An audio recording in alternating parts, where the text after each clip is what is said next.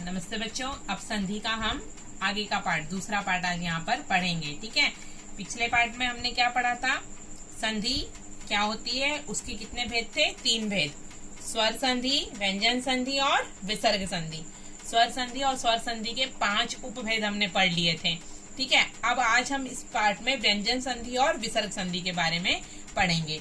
सबसे पहले देखो बच्चों, व्यंजन संधि क्या होती है। स्वर संधि में दोनों स्वरों का मेल होता है। ठीक, व्यंजन संधि में क्या होती है? व्यंजन के बाद स्वर या व्यंजन के आने से जो परिवर्तन होता है उसे व्यंजन संधि कहते हैं। व्यंजन संधि में क्या होता है? व्यंजन के साथ में चाहे वे दोनों व्यंजन हो, चाहे एक व्यंजन और एक स्वर हो, तो वहां पर व्यंजन संधि होगी। देखो, जब भी एक स्वर या दोनों अगर स्वर होगा तो स्वर संधि होती है। अगर आगे पीछे कोई भी एक व्यंजन आया तो वो व्यंजन संधि कहलाती है। उदाहरण देख लो, वाक ईस, तो यहाँ पे क है और यहाँ देखो वाक ईस, क और ई मिलके गी बन गया है वागीस। तो व्यंजन और स्वर आधा क और ई मिला ना, तो ये क्या हो गया? व्यंजन। सत्यजन, त और ज दोनों व्यंजन मिलके क्या बना? सज्जन, ये व्यंजन। ठीक है, इसी तरह सत बुद्धि, त और ब मिलके द, आधा द, सत बुद्धि, ये व्यंजन। तो ये हमारी व्यंजन संधि है। अब हम देखेंगे व्यंजन संधि के कुछ नियम। ये व्यंजन संधि के प्रकार नहीं हम इसको कहेंगे, ये व्यंजन संधि ही है, पर कुछ अलग अलग तरह से अलग अलग नियमों को हमको याद रखना पड़ता है व्यंजन संधि में, जिसके द्वारा हम संधि का परिवर्तन समझ सकते हैं। ठीक है, तो सबसे पहले व्यंजन संधि में पहला नियम क्या है? देखो आप लोग, वर्ग के पहले वर्ण का उसी वर्ग के तीसरे वर्ण में परिवर्तित होना। जैसे क, च, ट, त, प के बाद यदि कोई स्वर वर्ग का तीसरा या चौथा व्यंजन ग, घ, ज, झ, ड, ढ, ध, ब, भ अथवा य, र, ल, व, ह में से कोई व्यंजन आए तो क का ग, च का ज, ट का ड, त का द, प का ब बन जाता है। जैसे अब यहाँ पे इसका मतलब क्या हुआ बच्चों? जब वर्ग का, जो मैंने आपको बताया था ना कि जब हमने पढ़ा था इसके पहले वाले पार्ट में वर्ण विचार में कि क वर्ग होता है, फिर दूसरा च वर्ग होता है। ठीक है, व्यंजनों के प्रकार में हमने पढ़ा था। तो हर एक वर्ग में 5-5 व्यंजन होते हैं हमारे। तो उसमें जो पहला वर्ग है, पहला जैसे कि क का क्या हो जाएगा? तो उसी वर्ग का तीसरा अक्षर बन जाएगा, यानी क का ग बन जाएगा। ठीक है, च का क्या बन जाएगा? च का ज या झ बन जाएगा। तो ये जो है च का ज बन जाएगा और ट का ड। तो इस तरह का जो व्यंजन है, इस नियम है, उसमें उदाहरण देख लो। दिक दर्शन, अब यहाँ पे क का दोनों क और द दोनों मिलके क्या बन गया? ग बन गया। दिक दर्शन, ग और द। ठीक है, फिर क और ग यहाँ पे दोनों मिलके आधा ग और ग बन गया, दिग्गज। दिक अंबर, यहाँ पे क अ बन के ग बन गया। और भी उदाहरण आप लोग देख लो। देखो यहाँ पे दिया हुआ है, च का ज हो जाएगा, ट का ड हो जाएगा, त का द हो जाएगा। मतलब पहला वर्ग का पहला वाला जो अक्षर है व्यंजन, उसी का तीसरा व्यंजन बन जाएगा। क का ग, च का ज, ट का ड और त का द। ये हमारे व्यंजन संधि का पहला नियम है। अब व्यंजन संधि का दूसरा नियम देखो, वर्ग के पहले वर्ण का 5वें वर्ण में परिवर्तन होना। जो पहला वर्ण है वो क्या हो जाएगा? 5वां वर्ण। मतलब क का अंग बन जाएगा, च का इया बन जाएगा, ट का ण बन जाएगा, त का न बन जाएगा और प का म बन जाएगा। देखो वाक्मय, तो ये क का यहाँ पे वांग्मय बन गया। षट, ट है ना मास, तो ट का क्या बनेगा? ट वर्ग का अंतिम क्या होता है? ण, तो यहाँ षडमास। ठीक है, तत्मय, यहाँ पे त है, त का अंतिम क्या होता है? न, तो यहाँ पे तन्मय बन गया। अपमल, तो यहाँ पे क्या हो गया? प का अंतिम वर्ण क्या है? म, तो यहाँ पे अमल बना। ठीक है, ये व्यंजन संधि का दूसरा नियम है कि पहला वर्ग का जो अक्षर है उसी वर्ग का 5वां अक्षर वो बन जाता है। क का क्या बन जाता है? अंग बन जाता है, ट का ण बन जाता है, त का न बन जाता है और प का म बन जाता है। ठीक, अब व्यंजन संधि का तीसरा नियम। ये तीसरा नियम जो है, त किस तरह बदलता है व्यंजन संधि में? त अक्षर, त व्यंजन हमारा किस तरह बदलता है, उसके कुछ अलग अलग 3 प्रकार के नियम है, वो देखो। यदि त के बाद च छ आएगा तो त च में परिवर्तित होगा। मतलब त के बाद क्या आएगा? दूसरा में च छ हो, त के साथ च और छ मिलेगा तो च बन जाएगा। और फिर त के बाद ज झ आएगा तो वो ट बन जाएगा। तो वो क्या बन जाएगा? हाँ, और त ठ आएगा तो ड़ में बन जाएगा। त के बाद ल आएगा तो त ल हो जाएगा। देखो यहाँ पे शरत चंद्र, तो ये त आया है और च आया, तो यहाँ पे क्या बन गया, त और च बन गया। फिर उद्डयन, त और ड मिलेगा तो ड बन जाएगा आधा, उड्डयन।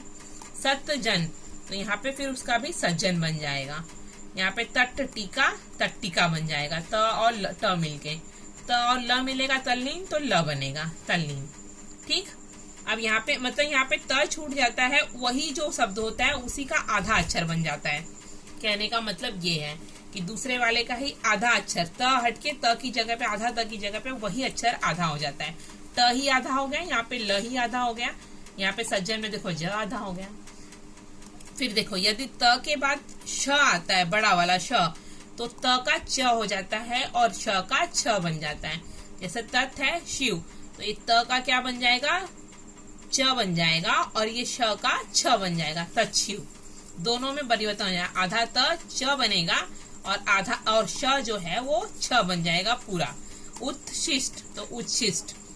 फिर त के बाद यदि ह व्यंजन आए तो वहां पे त का द हो जाएगा तथा ह का ध बन जाता है। देखो उत्हार, तो यहाँ पे त का क्या बनेगा, द बना आधा और ह का ध बना, उद्धार। उत्हरण, यहाँ पे त का फिर द और ह का ध, उत्धरण। ठीक है, अब इसके बाद व्यंजन संधि का चौथा नियम, री र श षटकोण वाले के बाद दूसरे शब्द में यदि न आए तो वह न बन जाता है। मतलब चाहे ये तीनों रहे, री र और षटकोण, मतलब री एक स्वर भी ले सकते हो आप, और उसके बाद न आएगा तो वहां पे ड ही बनेगा। तो भूष और न, तो भूषण बना। परिणाम, परि र है और न, तो नम यहाँ पे र और न मिलके ड़ बन गया, परिणाम। ये हो गया व्यंजन संधि का पांचवा नियम। उसके बाद फिर इसके बाद देखो एक और नियम है म संबंधी व्यंजन संधि में। म के पश्चात यदि क से म तक का कोई भी व्यंजन आ जाए, म अगर आता है पहले वाले में, उसके बाद क से म तक का कोई भी व्यंजन आ जाए तो म उस व्यंजन के पांचवें वर्ण में परिवर्तित हो जाता है। यानी कि अंग, य, न, न, म में। माने सम है, तोष है, तो यहाँ पे सम तोष का क्या बनेगा, संतोष। न में बदल गया ये, म का अंतिम अक्षर क्या होता है, न, और यहाँ पे संभव, तो यहाँ पे भ है, भ वर्ण वाले का अंतिम अक्षर क्या होता है, म, तो ये संभव बन गया, म बन गया। अंतिम अक्षर यहाँ पे ध्यान रखना है उसका, उस वर्ग का। फिर संपूर्ण, यहाँ पर प है, प का भी अंतिम, प वाले वर्ग का भी अंतिम अक्षर म होता है, तो संपूर्ण में म बना। फिर अहम और कार, क का क्या होता है, अंग, तो यहाँ पे अहंकार बना, अंग। और यहाँ पे समचय, तो यहाँ पे च वाले का क्या होता है, य होता है अंतिम अक्षर च वर्ग का, तो यहाँ पे संचय बना। ठीक है बच्चों, ये हमारा हो गया व्यंजन संधि के सभी नियम। अब हम पढ़ेंगे विसर्ग संधि किसे कहते हैं। ठीक है, विसर्ग संधि, किसी भी शब्द के अंत में लगे विसर्ग के बाद स्वर या व्यंजन आने पर विसर्ग में परिवर्तन होता है, उसे विसर्ग संधि कहते हैं। विसर्ग बच्चों आपने वर्ण विचार में पढ़ा है, जो दो डॉट दो बिंदी होती है उसको हम विसर्ग कहते हैं। जब विसर्ग शुरू में आता है और उसके बाद फिर उसमें कोई, उसके बाद व्यंजन आए, चाहे स्वर्ग विसर्ग अगर आया चाहे कुछ भी हो, उसके बाद व्यंजन स्वर में से उसमें जो संधि होती है उसको हम विसर्ग संधि कहते हैं। तप भूमि, तपोभूमि। निह आशा, निराशा। निह ठुर, तो निष्ठुर। निह चिंत, तो निश्चिंत। ये हमारा विसर्ग संधि का कुछ उदाहरण है। अब विसर्ग संधि के भी हम कुछ नियम देखेंगे। अब देखो बच्चों, विसर्ग संधि के नियम। पहला नियम क्या है, विसर्ग का ओ में परिवर्तन। तो विसर्ग का ओ में कब परिवर्तन होता है, यदि विसर्ग से पहले अ हो। यहाँ पे सबसे महत्वपूर्ण ध्यान देना है कि विसर्ग से पहले अ हो और विसर्ग का मेल, मतलब उसके बाद वाला अ या किसी भी वर्ग के तीसरे, चौथे, पांचवें, मतलब पहला दूसरा छोड़ के बाकी कोई भी वर्ण हो, अथवा य, र, ल, व, ह से में से कोई भी वर्ण हो, तो विसर्ग का ओ में बदल जाता है। ठीक है, पहली बात क्या ध्यान रखनी कि विसर्ग के पहले अ होना चाहिए और विसर्ग के बाद पहला और दूसरा वर्ण छोड़ करके तीसरा, चौथा, पांचवा कोई भी वर्ण हो, और ये सारे वर्ण अगर आए, य, र, ल, व, ह, तो उसमें ओ बन जाता है। जैसे मन, बल, ब आया यहाँ पे और विसर्ग के पहले अ है ना, न में, मनोबल ओ हो गया। मनोरथ, यहाँ पर भी अ है और र आया तो मनोरथ हो गया। यहाँ पे मनोहर, ह आया है, इसके पहले अ है, मनोहर हो गया। यशोदा, यहाँ पर भी यशोदा हो गया है। अब दूसरा नियम देखो विसर्ग का क्या है, विसर्ग संधि का। विसर्ग का र में परिवर्तन। विसर्ग र में कब बदली होता है, यदि विसर्ग से पहले अ या से आ से अलग कोई स्वर हो। मतलब यहाँ पे अ और आ नहीं होना चाहिए, पहले वाले में अ आना चाहिए, आ था। विसर्ग से पहले ई यू कोई भी अलग स्वर होना चाहिए। और विसर्ग का मेल किसी वर्ग के तीसरे, चौथे, पांचवें वर्ण से हो। यहाँ पे भी वही चीज है, तीसरा, चौथा, पांचवा वर्ण य, र, ल, व, ह में से कोई हो तो उसमें र हो जाता है। लेकिन विसर्ग से दोनों सेम ही है, बाद वाला वर्ण। पहले वाले में वहां क्या था, अ था विसर्ग से पहले। यहाँ पे विसर्ग से पहले अ को छोड़ करके ई यू इत्यादि हो। तो जैसे अभी देखो यहाँ पे नीह जल, तो यहाँ पे है ना, तो यहाँ पे निर्जल हो गया। यहाँ पे क्या है, ई है विसर्ग से पहले। दुहजन, यहाँ पे विसर्ग से पहले ऊ है तो दुर्जन, र बना। यहाँ पे निह आशा, यहाँ भी ई है तो यहाँ पे र बना ना, निराशा। यहाँ भी निह उत्तर, तो यहाँ पे क्या है, र बना, निरुत्तर।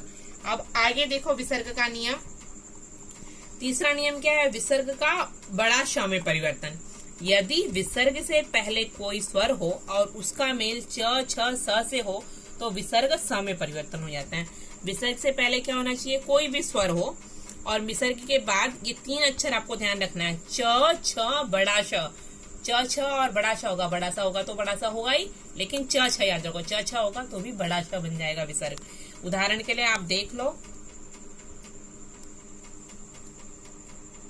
यहाँ पे क्या है, दूह चरित्र, तो यहाँ पे ऊ है और च है तो दुश्चरित हो गया। यहाँ पे नी है, ई है, छल है तो निश्चल हो गया, बड़ा सा बन गया।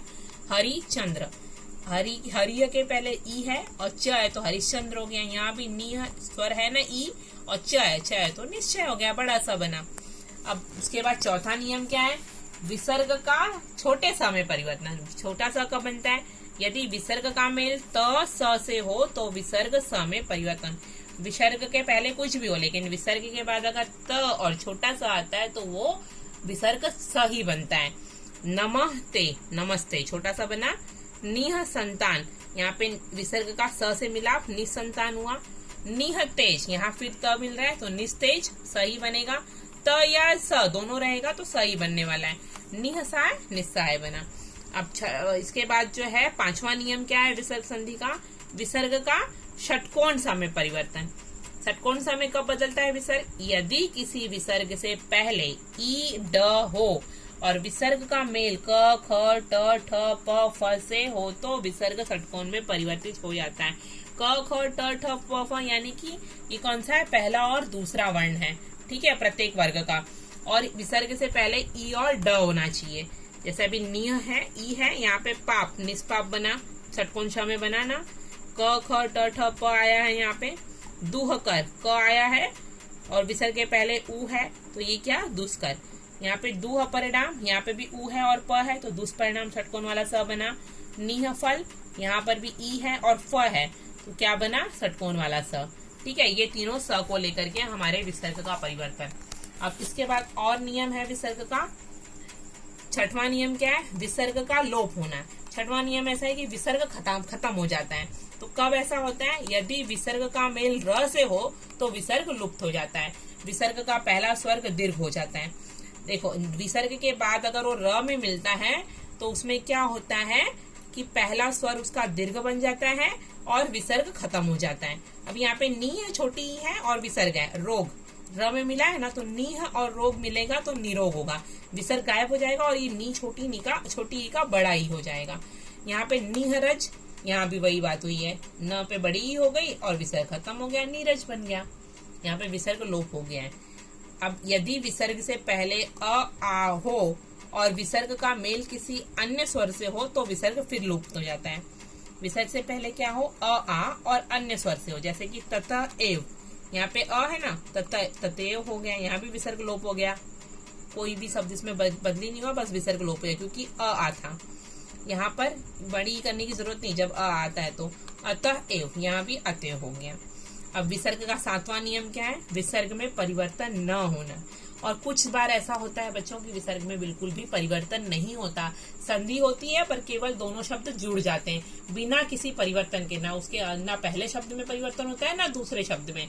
तो उसका उदाहरण देखो, यदि विसर्ग से पहले अ हो और विसर्ग का मेल क या प से हो, क या प से जब विसर्ग मिलता है तो उसमें कोई परिवर्तन नहीं होता। जैसे उदाहरण के लिए प्रातः क से मिला है काल, तो यहाँ पे प्रातः काल हो गया, कोई परिवर्तन नहीं, प्रातः काल वैसे का वैसे ही है, ना विसर्ग लोप हुआ है ना कोई अन्य परिवर्तन हुआ है।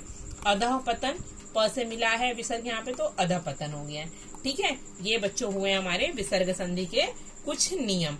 तो हमने यहाँ पर पढ़ लिया व्यंजन संधि के कुछ नियम और विसर्ग संधि के कुछ नियम, और इससे पहले हमने पढ़ा था स्वर संधि। तो इस तरह से हमारे संधि का पूरा पाठ पूर्ण हुआ। धन्यवाद।